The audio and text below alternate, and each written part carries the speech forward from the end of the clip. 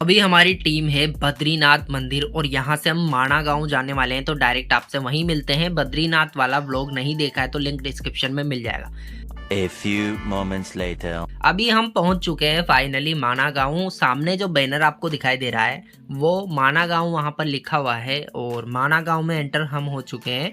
बद्रीनाथ से माणा गाँव हम आए थे और यहाँ आने के बाद यहाँ का जो सीन है कुछ इस तरह का है। आसपास इस तरह की दुकानें वगैरह है और माणा गाँव ज़्यादा बड़ा गाँव नहीं है। यहाँ पर लगभग 70 से 80 ही घर है। माणा गाँव तिब्बती सीमा पर स्थित उत्तराखंड का आखिरी गाँव है जो कि चमोली जिले में स्थित है और ये भारत का आखिरी गाँव भी कहलाता है।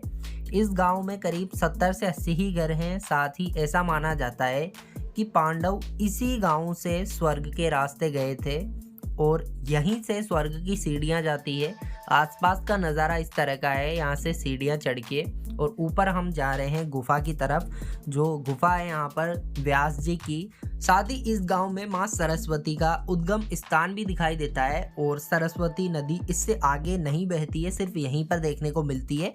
साथ ही यहाँ पर गणेश गुफा भी है, व्यास जी की गुफा भी है। अभी हम यहाँ पर आ चुके हैं माणा गांव के इस जगह पर और अभी हम जाने वाले हैं व्यास जी और गणेश जी की गुफा में। यहाँ पर बैनर लगा हुआ है जहाँ पर भीम पुल भी दिखाया गया है, बाकी सारी चीज़ें हैं। सबसे पहले हम गणेश जी की गुफा जाएंगे, उसके बाद व्यास जी की गुफा जाएंगे। तो अभी हम आ चुके हैं गणेश जी की गुफा में।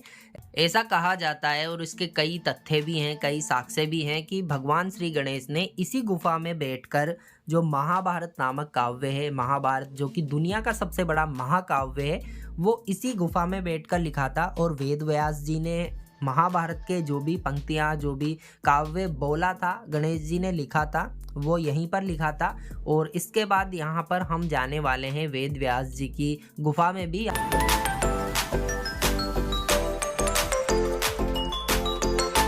यहाँ पर देखिए शिलाखंड लगा हुआ है और उसके ऊपर सारी डिटेल दी गई है व्यास जी द्वारा और गणेश जी के द्वारा जो महाभारत की रचना की गई थी उसकी पूरी डिटेल यहाँ पर एनटीपीसी के द्वारा दी गई है। यहाँ पर देखिए इस तरह का मंदिर है और इसके अंदर जा सकते हो आप। ये गुफा वगैरह बनी हुई है। तो अभी हम जाने वाले हैं वेद व्यास जी की गुफा में और वहां चल के मैं आपको दिखाता हूँ किस तरह का नजारा है, वेद व्यास जी की किस तरह की गुफा है। इस तरह का रास्ता है माणा गाँव में। यहाँ पर देखिए झरने वगैरह भी बह रहे हैं।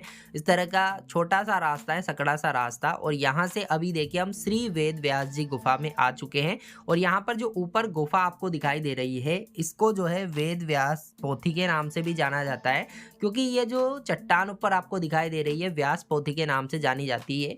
ये एक तरह से पोथी की तरह ही डिजाइन में है। और माणा गांव का आसपास का जो नज़ारा है वो भी काफ़ी ज़्यादा रोमांचक है, काफ़ी ज़्यादा कमाल का नज़ारा है, प्राकृतिक नज़ारा भी।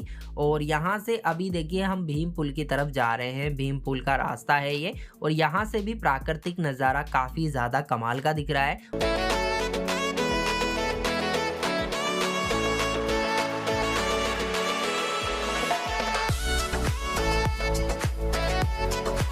जो भीम पुल है वो सरस्वती नदी के ऊपर बनाया गया है और ऐसा कहा जाता है कि जब पांडव इस रास्ते से स्वर्ग के लिए जा रहे थे तो सरस्वती माता जो है, सरस्वती जो नदी है, उसका वेग काफ़ी ज़्यादा था और पांडवों ने उनसे बोला था, लेकिन उसके बाद भी उन्होंने रास्ता नहीं दिया था। तो भीम ने काफ़ी बड़ी चट्टानों को उठाकर नदी के ऊपर रख दिया था जिससे कि पुल बना था, जिसे भीम पुल कहा जाता है। और नीचे देखिए सरस्वती का जो वेग है वो आप देख ही सकते हो इस वीडियो में, इस क्लिप में। तो आज के इस माणा गांव वाले व्लॉग में इतना ही। मिलते हैं आपसे एक और कमाल के व्लॉग के साथ। बद्रीनाथ केदारनाथ वाले व्लॉग आपने नहीं देखे हैं वो भी डिस्क्रिप्शन में आपको उनके लिंक मिल जाएंगे, जाकर के जरूर देखिएगा। अगर ये व्लॉग पसंद आए तो लाइक कीजिएगा, चैनल को सब्सक्राइब कीजिएगा इसी तरह के इंटरेस्टिंग व्लॉग के लिए।